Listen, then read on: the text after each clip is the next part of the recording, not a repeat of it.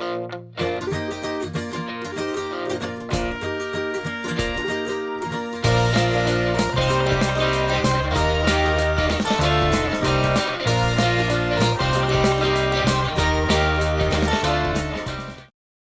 to Snuggle Bucket. My name is Susan and I sew and crochet stuffed animals.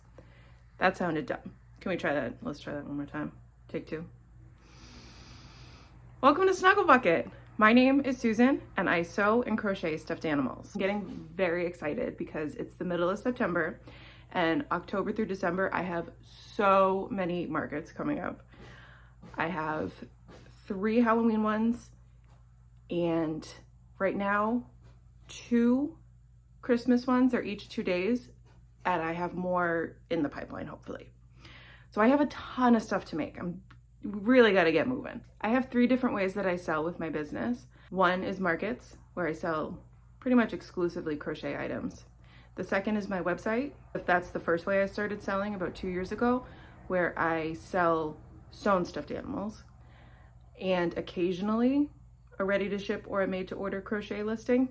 And then most recently I started an Etsy shop just to see if maybe their generated traffic would be helpful, giving it a shot. And that is almost exclusively made to order crochet with maybe a ready to ship listing here or there.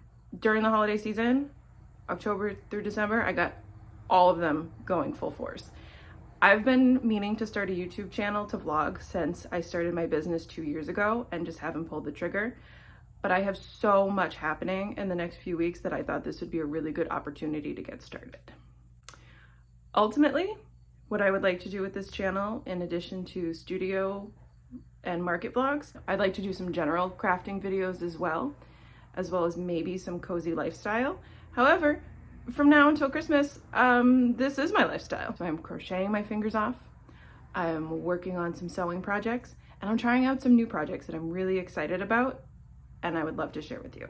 And there probably will be some general life things thrown in because in addition to making all of these things and doing the markets, I also have a 7-year-old and I can't neglect him. You're not allowed to neglect your kid because you're busy. Also, when I get really deep into market prepping, I get hyper fixated and tend to forget that other parts of my house exist. And something I'd like for this season is, in like the crime shows when the detectives go into an apartment of the victim and they're like, well, there was clearly a struggle before they got her. I would like for my house to not look like that. What I'm working on right now is making sort of as many small things as I can, the like $10 to $20 set, get as many of those out of the way to have them ready to go. I'm gonna move on to my unfinished projects that are still in the pipeline, see how fast I can get the rest of that out. After that, I'm gonna be trying out the new things I wanna make, and I also need to sew some things, so see you around.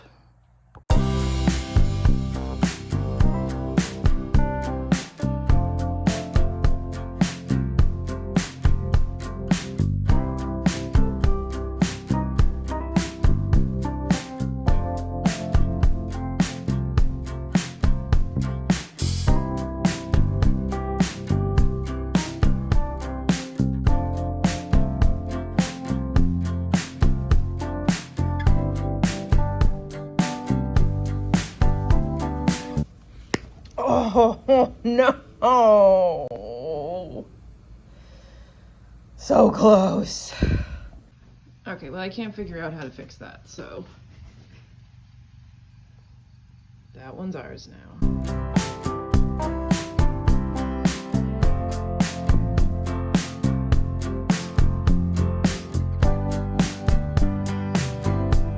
Here's what I got through before school pickup today. I made 8 candy corn yesterday, 7 ghosts today, 3 pumpkins today, and I guess also the one that's on my mantle now. I want to do 8 of each, so we need 1 more ghost, 5 more pumpkins, and then I want to do bats, cauldrons, potion bottles, maybe skulls. I don't know. I don't know if I'll get through all this today, but we can see how much we'll get through. Sylvie, what time is it? Is it time to go for a walk and pick up your boy? Should we go pick him up? Yeah. Jack, you watch the house, okay? Thanks. To clarify, Silva Girl loves walks and she loves going to school pickup to see all the kids and having them pet her. Jackson is our grumpy old man dog who only takes walks under duress.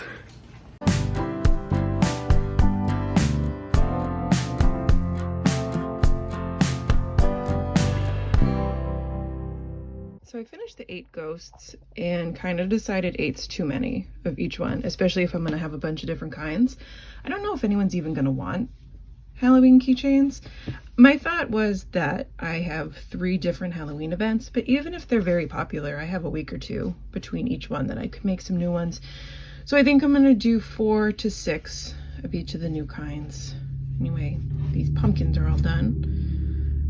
This is all my stuff that's in my Etsy shop for Halloween. I need to sort through it, and that's all coming to my shows too, since Etsy is made to order.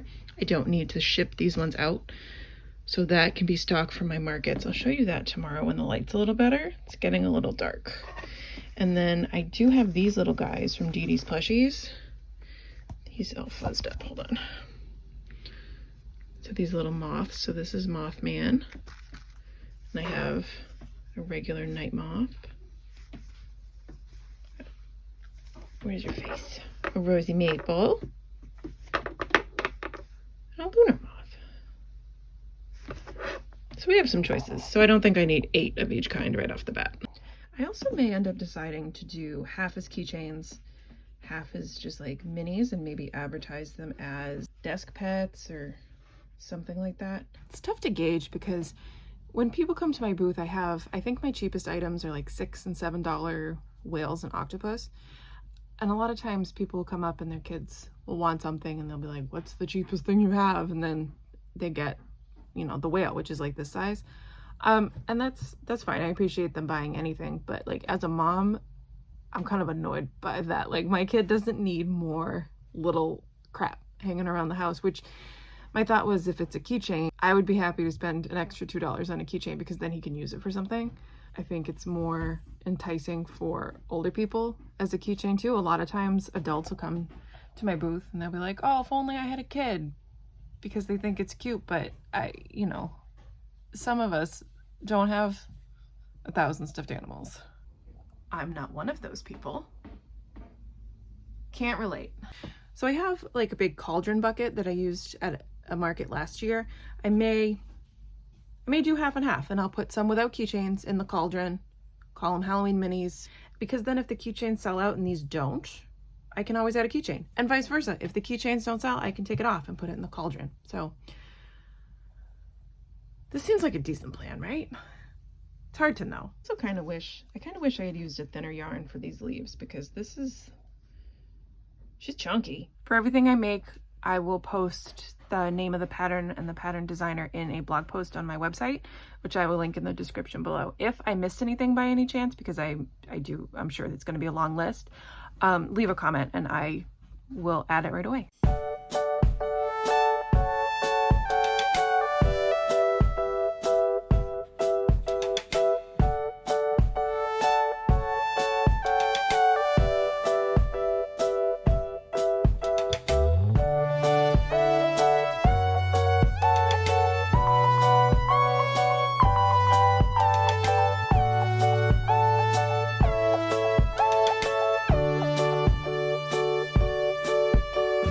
What was I just saying about 8 being too many?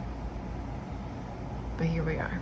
This cauldron is so cute, but also maybe too big for a keychain, but with a little face, it's a good size plushie to just hold on to. The pattern was a little hard to get used to. You start in the center and then move out, but then to create this lip, you sort of flip it inside out and then do the rest of it inside out. I mean, it works really well, obviously, to shape it, but it felt illegal to be doing it inside out like that. I don't know, I have 2 more colors to do. Look how stinking cute these potion bottles are. I did manage to stick to 4 this time. I can't decide if I want them to have faces or not. I guess I can decide that later. I'm almost done with the Halloween keychains that I want to finish. I just need to get some skulls done. I am getting really, really bored of the little things though. So once these skulls are done, I am gonna switch to something a little bit bigger. Hopefully I can finish the skulls tonight, but it is super nice outside. So we're gonna take a little break, head over to the ocean for the evening.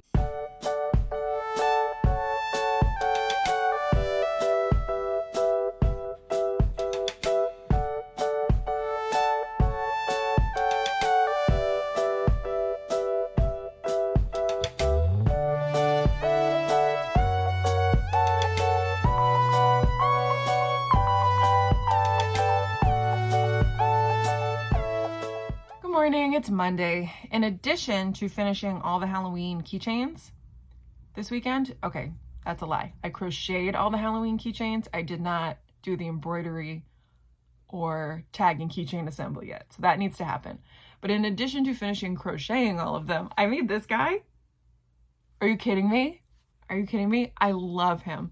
That's what influencers do on TikTok. They go, stop.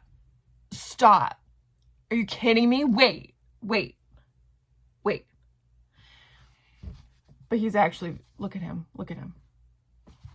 This is from Becky's Plushies, and I may pop him in my Etsy shop as a made-to-order listing as well. Do you want to see the other things in my Etsy shop for Halloween? I spent a lot of time on this. Here's the deal. Halloween made-to-order on Etsy was supposed to go out middle of August, but then we had like some extended family situations in August, so that didn't happen. So I just got them up last week and I haven't done any marketing for them yet. I have a hard time with Instagram and TikTok and all of that. I really struggle with it. So I need to get to posting on Instagram before it's just too late for any Halloween stuffed animals in general. Let me show you who I have. So for Etsy, because I do made to order, I don't sell these ones that I have on hand. These ones are all going to go to markets, so they're pulling double duty as market prep. Okay, first up I did goblins. This is a forest goblin. You can tell because of how he looks like he is of a forest. And then here is his forest goblin counterpart, and he has a poppy mushroom head. So in Etsy, you can pick which green, and then you can pick whether or not he has a poppy head. I chose a kind of pastel-y Halloween palette this year. I'll put a picture up. It's pastel, but also supposed to be like evocative of iridescent bubblies. Let me show you my Pinterest board. Oh, I made a lot of these things in this palette. So here's another goblin, pastel goblin, and he has an adventure satchel for, I don't know, I guess he probably puts mushrooms in there, right? And then this is the one with the mushroom head. And in this listing, you can choose from the 6 colors and then whether or not he has the... I made a fuzzy pumpkin bear. I have different fur colors you can choose for him in the listing. I like him. I love working with fur, but it's tough because it does make it more expensive. And also, it's kind of inconsistent finding fur yarn. I really liked the one that Joanne had, and then of course, RIP Joanne's. This one's from Knit Picks, and it's fine, but I have to use what I have because I don't know if anyone else heard this, but Knit Picks is having an issue with, I believe, carpet beetles in their warehouse. So when you get yarn from them, it was potentially infested. So I didn't want to order more, so I'm just working with what I have. And then I did bats. So this is a color block bat.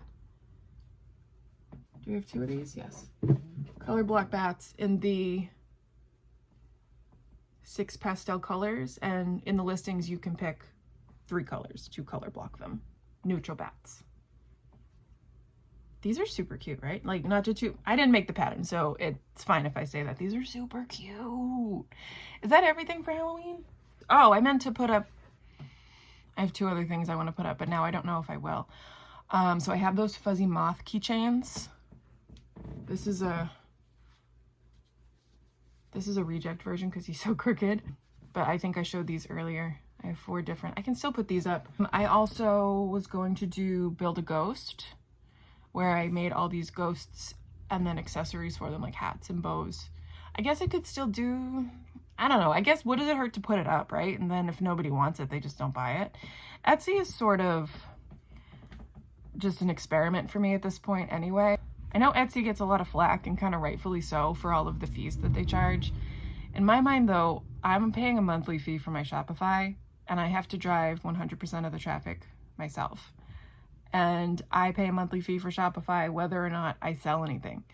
So at least for Etsy, it's a 20 cent fee for every listing, which is not the end of the world. And then you only get charged fees for what you sell, and they potentially drive some traffic for you. I know a lot of it still has to be yourself, but some of it comes from their search engine. For me, it seems like a worthwhile experiment. I need to market for that this week. Just honestly, any Instagram post at this point would be better than what I'm working with. I'm gonna make a listing for him too, and then the customizable part can be his overalls. I love him. Oh, I love him. I didn't do it, but I thought it would be cute. You know, like the cheeky turtles and stuff, when you take his overalls off if he had like butt cheeks. I don't think I'm gonna do that though, because his overalls don't. He'd have plumber butt. Oh, that'd be cute. Let's backtrack. So market prep, I need to finish up the keychains and the other mini things that I made. I need to go through my inventory and make sure it matches with what I have on my computer. I need to go through my unfinished projects and get everything finished up, and then figure out what else I need to make. I think right now I have about $6 to $7 grand worth of inventory, which sounds like a lot, and it is. However, I can't stress how many markets I have coming up. Okay, so my ultimate unrealistic goal, I would love to have 20 grand worth of inventory. I don't think that's gonna happen. I think 10 grand would probably be realistic. On Friday, one of the Facebook groups that I'm a part of is doing a Halloween event. I would like to make definitely one, ideally 2 sewn stuffed animals for that. While my son is still in school, I'm gonna start the sewing projects because those are just easier to do when I'm by myself. And then in the afternoon, I will transition to finishing up the keychains. Hopefully get that wrapped up today. And then we'll see what's up for the rest of the week.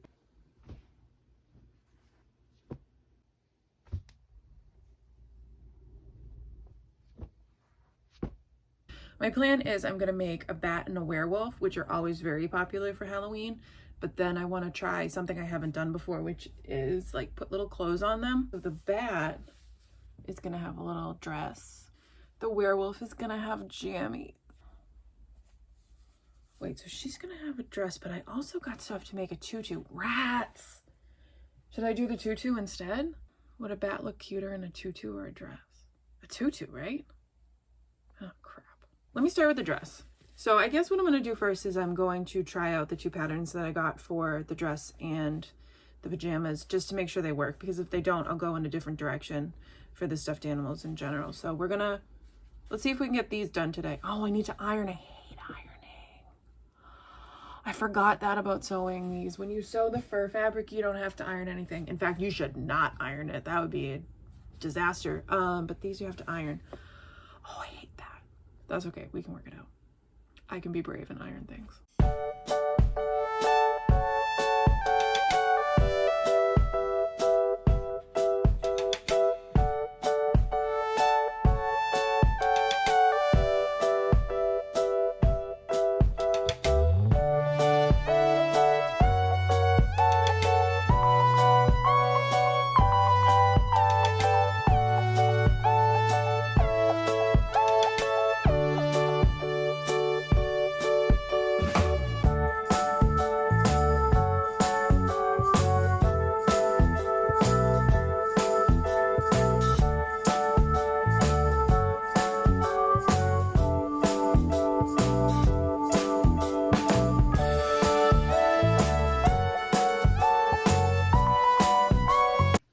I think I messed this up.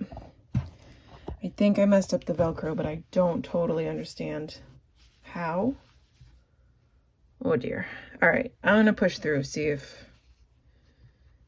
maybe my brain is just mixed up. Here's hoping. I figured out the problem. I put the Velcro in the wrong spot. So the Velcro should have gone in here, and I put it way on the inside.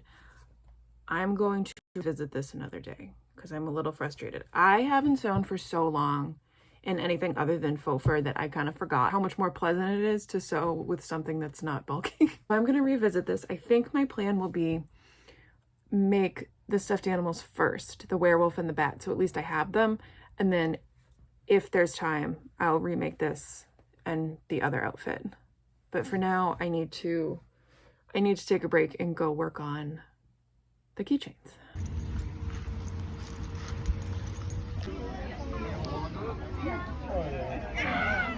Since this is my first video, I thought this would be a good time to tell you a little bit about my background and how my business got started. I started knitting when I was 13 years old, which is more than 20 years ago, and I started sewing and crocheting around that time too. Fiber arts and crafting have always been a huge part of my life. At one point, I had a hand-dyed yarn business for a few years, but I closed it when my son was born. I started sewing stuffed animals when my son was a toddler because they were and still are far and away his favorite type of toy. And when someone loves something and I love that person, I want to make that something for them. My first attempt to sew stuffed animals was so horrible that my son refused to even look at it, although my dog claimed it and loves it. But I kept at it and found that there was an entire community around handmade stuffed animals.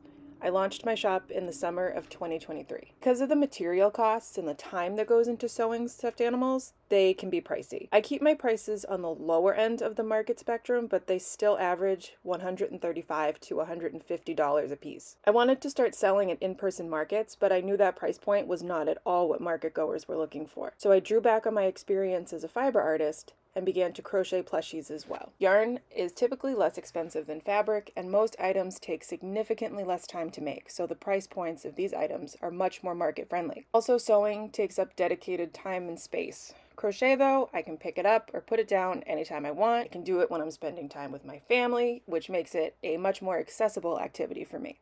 Because of that, I charge less per hour for crochet than sewing, which also keeps the prices lower.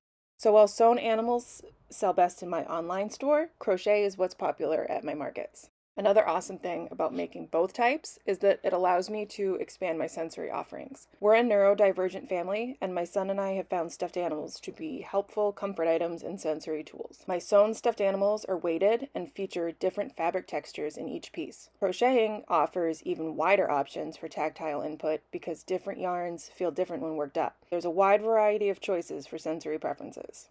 I love both sewn and crocheted plushies. And while I don't know what my business will always look like in terms of what I offer, I'm thrilled that right now I get to make both. The eyeballs are taking actually forever. I decided not to do eyes on the potions and then on the cauldrons because my 7-year-old told me he liked them better without them. Some of us have eyeballs, none of us have butt tags, none of us have keychains.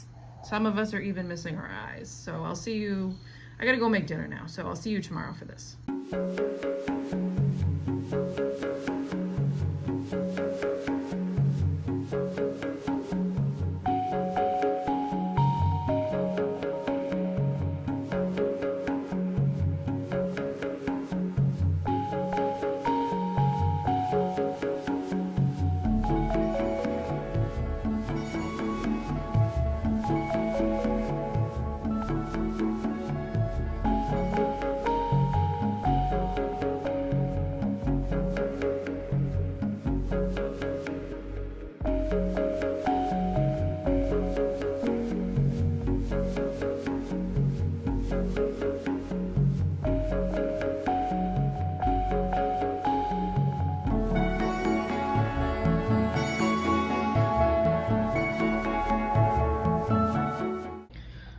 I'm not having fun. Please remind me to do these as I go next time. I can't. On over here, well, that's a mess. Don't look at that, but piles and piles. Sylvia, Sylvie, hi, you want to show some tags for me? No, you're busy too?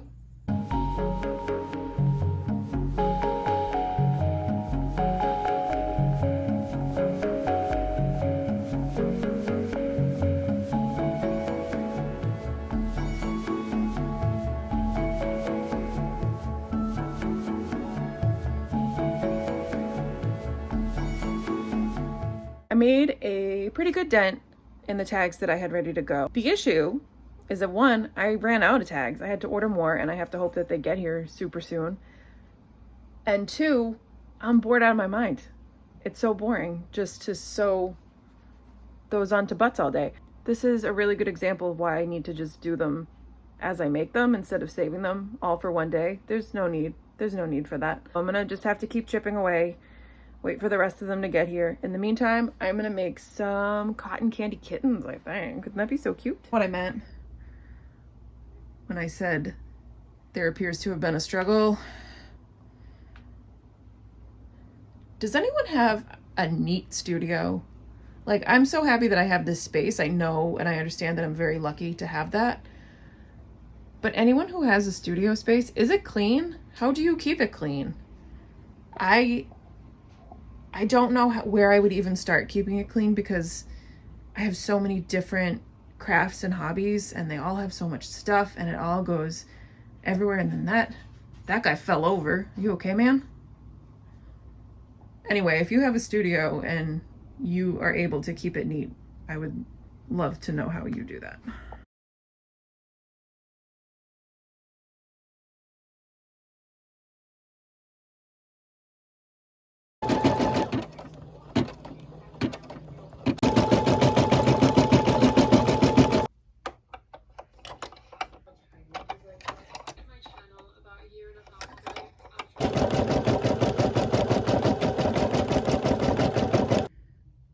That was going too smoothly, wasn't it? It wouldn't be a sewing and embroidery session if I didn't have to restart a face. Ugh, it's almost at the end too. That's frustrating. Let's see if I can salvage this without having to throw the whole thing away.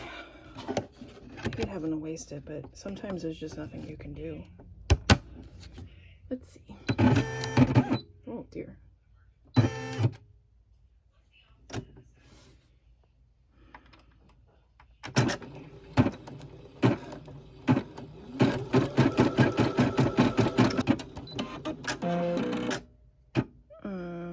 That definitely is not what I wanted you to do. Let's start that over, huh?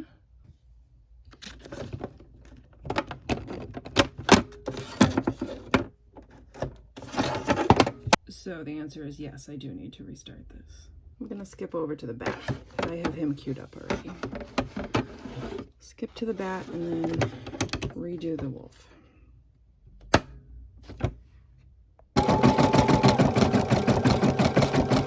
There's definitely a bobbin issue after that thread got all stuck together, but I think I fixed it before we wasted this piece of fabric too.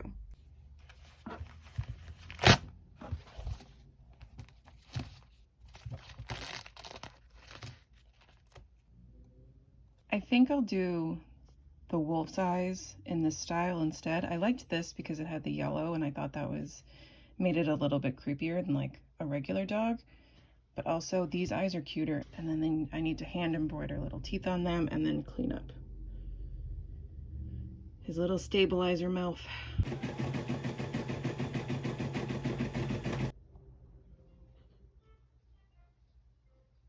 I have all the pieces traced for the bat and the werewolf.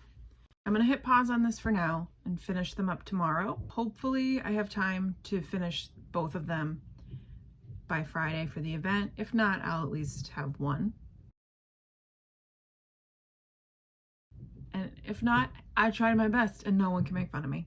I'm also going to wrap up the video for the week because it's been a week since I started recording.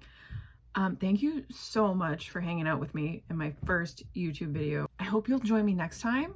If you could subscribe and like so that you'll see the next video. For next week, I'll have these all finished up to show you. I'm gonna be working on blind boxes, which is a new thing for me.